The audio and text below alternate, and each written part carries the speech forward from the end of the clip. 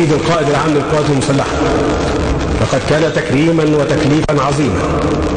أن شرفت بتعييني مديرا لإدارة المخابرات الحربية والاستطلاع، وبكل تقدير للمسؤولية الوطنية التي أصبحت أمانة في عنقي،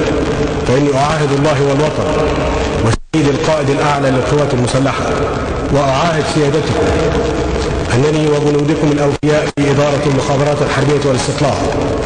سنظل دائما محافظين على الأمانة التي وضعت في أعناقنا والارتقاء بالأداء بما يؤمن قواتنا المسلحة ويساهم في تطوير قدراتها وإمكانياتها لحماية هذا الوطن ضد أي مخاطر أو تهديدات تحت القيادة الحكيمة للسيد المشير حسين طنطاوي القائد العام للقوات المسلحة، والتي تظل راية مصر خطة عالية دائمة تحت قيادة ابنها البار السيد الرئيس محمد رئيس الجمهورية القائد الأعلى للقوات المسلحة. السلام عليكم